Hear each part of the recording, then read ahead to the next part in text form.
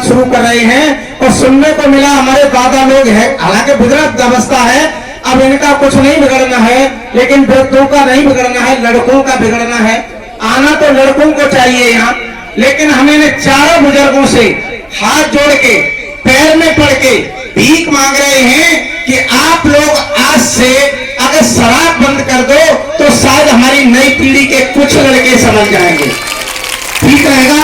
अब उन चारों लोगों को हम उनके पैर छू के भीख मांग रहे देखो, और हम वास्तव में पैर छू के सबके भीख मांग रहे हैं। ये हम इतने बड़े नहीं हैं कि हम अपने बुजुर्गों का सम्मान न करें, इसलिए हम आज इनसे भीख ये मांग रहे हैं कि ये चारों लोग हमें माइक पकड़ के कहेंगे कि आज के बाद हम शराब को हाथ नहीं लगाएंगे और क्रम से कहलवाएंगे हम इनसे।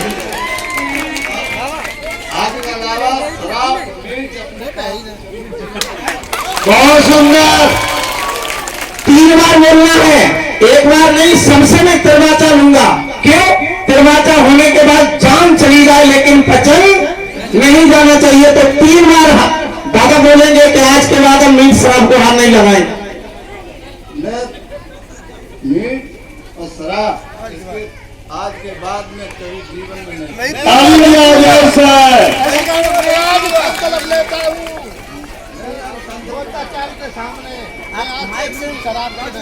हाँ, मैं आज नहीं कर सकता, कभी जीवन में मीट शराब नहीं छूऊंगा। हेलो, मैं भगवान बुद्ध की कसम खा के कहता हूँ कि आज से मैं शराब कभी जीवन में नहीं पीऊंगा और न पी सकता हूँ, न पीता हूँ। हेलो, आज के मंच का घड़ी कर रहा हूँ तो आज से सारा सब त्याग दिया, दारू शराब मीट मुद्रा सब त्याग दिया, नहीं आज से करेंगे, मन से भूल रहे।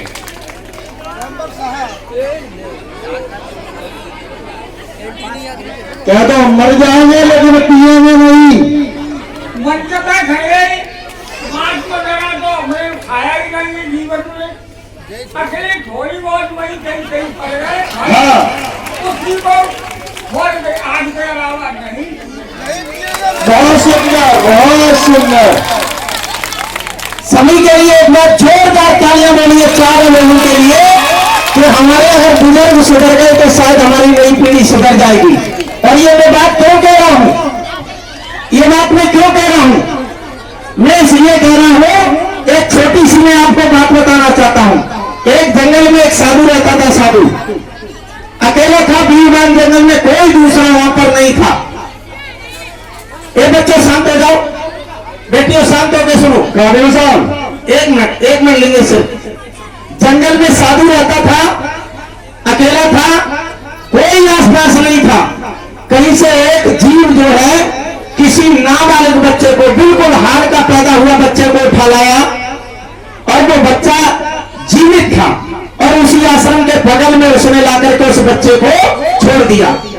वो लड़की थी, साधु ने देखा कि यहाँ पर कोई आवाज आ रही है, अपने आश्रम से नीचे उतरा, देखा कि एक बेटी पड़ी है, जीर्ण शीर्ण हालत में है।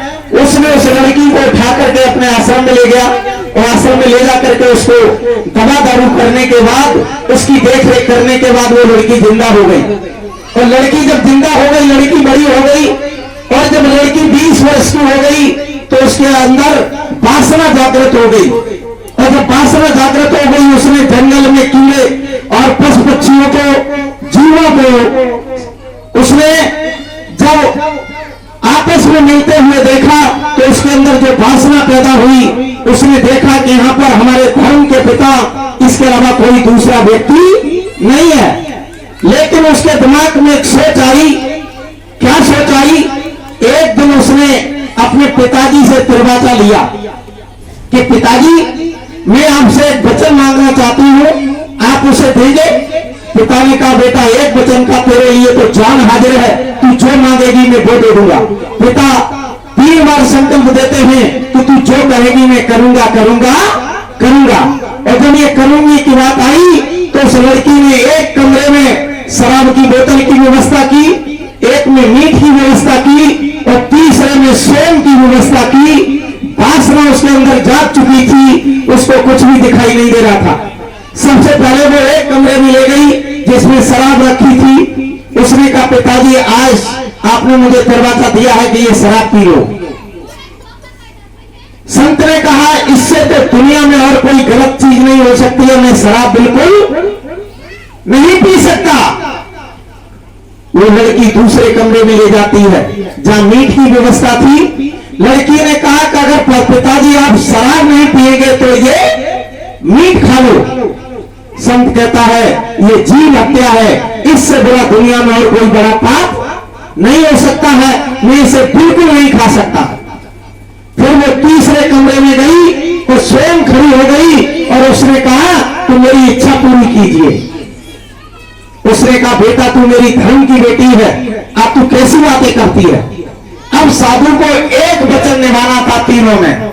इतनी बहन बैठी, इतने भाई बैठे। मैं आप सबसे एक बात पूछ रहा हूं, एक तरफ शराब, एक तरफ मीट और एक तरफ वो बेटी। तीनों में वो साधु को एक काम करना था। बेरो भाई बताओ वो क्या कर लेता? यानी तीनों नहीं कर सकता था। मेरे भैया कह रहे कि वो शराब पी ले तो सब ठीक हो जाता।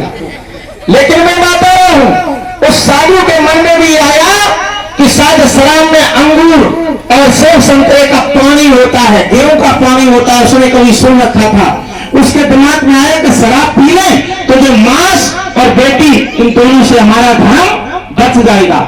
साधु जाता है और वो शराब को पी लेता है और जैसे ही वो शराब को पीता है, उसने कभी शराब को छुआ भी नहीं था। आज उसको इतना नशा होता है कि वो नशे में ये भूल जाता है कि मीट क्या होती है। शराब वाला फिर नहीं जानता कि मीट क्या होती है। और जैसे ही उस साधु ने शराब पी तो उसने वो मीट भी खा डाली नशे में आकर के। और शराब और मीट जब दोनों पासे रुकने शुरू हुआ तो उसने बेटी को भी नहीं छोड़ा। फिर मैं सिर्फ आपसे ये पूछना चाह रहा हूं, बताना ये चाह रहा हूं, अगर वो बेटी का दीन बर्बाद कर देता तो मीट और शराब दोनों से नहीं बच जाता? बच जाता कि नहीं? दो धर्म उसके बच जाते, शराब और मीट। केवल एक धर्म खराब होता, बेटी का। अगर वो मीट खा लेता तो शराब और बेटी दो से बच जाता। नहीं बच जाता? बच जाता, दो धर्म बच जाते।